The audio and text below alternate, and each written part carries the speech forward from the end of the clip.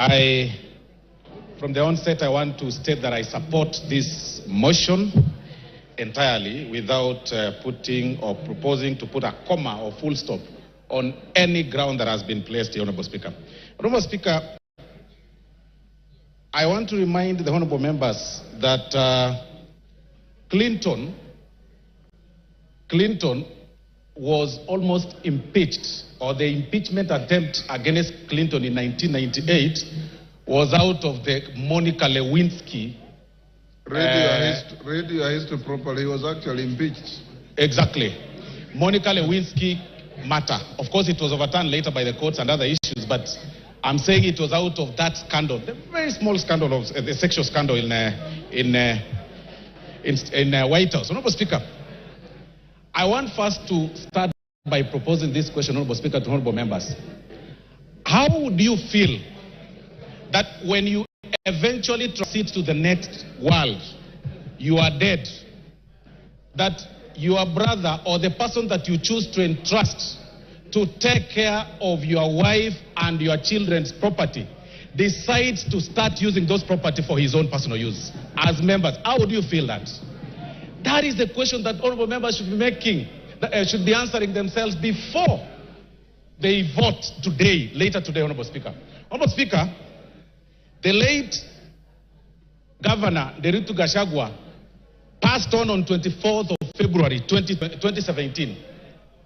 Between 2017, Honorable Speaker, to 2024, it is indeed true that the late governor then, amongst Mwai, Madenge and Joroge, he entrusted Mr. Rigathi, the deputy president, as the executor of his will. But, Honorable Speaker, between 2017 and 2024, the property that, and this is, Honorable Speaker, is in the document that Mwengi Mutusa has shared, Honorable Mwengi Mutusa has shared with us and tabled in this house, that between 2017 and 2024, he's been able to alter or tamper with those companies, make himself directors in some of those companies, transfer some of those properties to himself, disinherit some of the beneficiaries, the kids of the late, and put them to himself. And then one particular case, Honorable Speaker, is the Olive Garden Realtors, Honorable Speaker, that was actually altered on 2nd of March 2022, using the position of power to his own advantage, Honorable Speaker. How can you explain that? He will then tell you, Honorable Speaker, that I bought, it's willing buyer, willing seller. Really? Does it mean that all your money that you've acquired, which is also questionable, the only property that you could identify is the property that is under the care or is supposed to help the family and the widows of your late brother?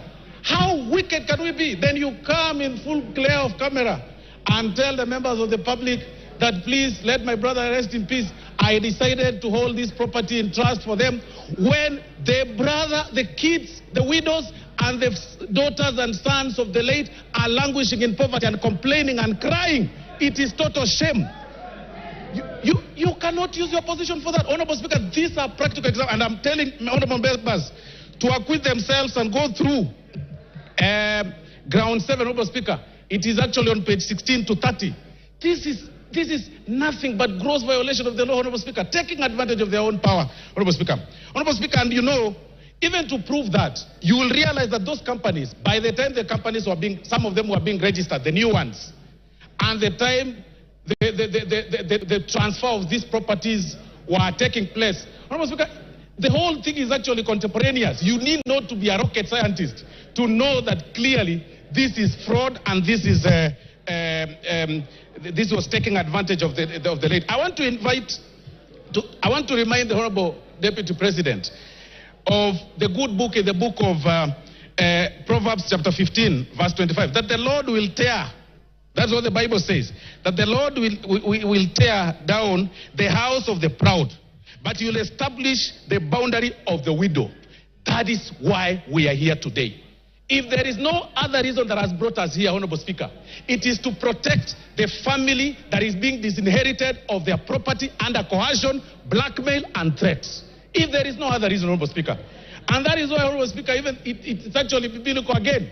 In the good book, Honorable Speaker, of the book of Exodus 22:22, that do not take advantage of the widow, do not take advantage of the fatherless. If you do, and they cry to me, I will certainly hear their cry. And my anger will be aroused, and I will kill you with the sword. Today, we are using the sword, today here, to protect, and it is biblical, it is religious. Today, we are using the sword to impeach you, just to protect the children that are suffering, that you threatened, that you blackmailed, that you told that if you dare speak or utter a word, I am the Deputy President of Kenya, elected by 7.2 million people. I will finish you. Finish who? We will finish you today in this floor of the House. Honorable Speaker, I mean, there is nothing more for me, Honorable Speaker, on this matter. There is nothing more than cabinalism. I mean, really, like you are left under the care of the properties of your brother. Then you take them to your advantage. Your immediate brother. Then on TV you tell us that, you know, in the will, my brother gave me, and then he gave my wife, then he gave my sons. What about his children? What about his widows? What about his sons? What about, how proudly can you say that you are only enjoying the property of your brother? For that reason alone, Honorable Speaker, we say Gachagua must go. If there is no other reason, today Gachagua must go. Honorable Speaker, I relate this case with the case of, I relate this matter, Honorable Speaker, with the Spelunchian explorers case, Honorable Speaker, where the members... Yes, Kipchumba. Timothy Kipchumba. Honorable Speaker, I rise pursuant to Standing Order number 91 on the issue of statement of facts. Honorable Speaker, is it in order for the Honorable Osoro to claim that the Honorable Rigathi Gachagua disinherited the wife of the late brother? Honorable Speaker, can you table the facts before this House that he disinherited? Honorable Kipchumba. Order, Osoro. Honorable Kipchumba. Those are the facts that the move of the motion placed on the table.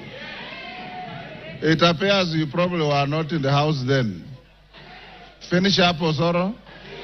Honorable Speaker, I'll refer the Honorable Member to pages 16 to 30 of this very motion that was tabled in this House, Honorable Speaker. And these are facts. And I've also said that, Honorable Speaker, on this particular matter, the threshold is on the 2/3, and we're also working on the balance of probability. We are looking at this matter on how the facts relate or place themselves on the table from the transfer of the properties and also the registration of the companies. I mean, it is clear, the facts are contemporaneous. Nobody, unless you don't need to be a rocket scientist to identify this whole thing, Honorable Speaker. And that is why, Honorable Speaker, for this reason, for this very reason, Honorable Speaker, I want to say that I support the impeachment.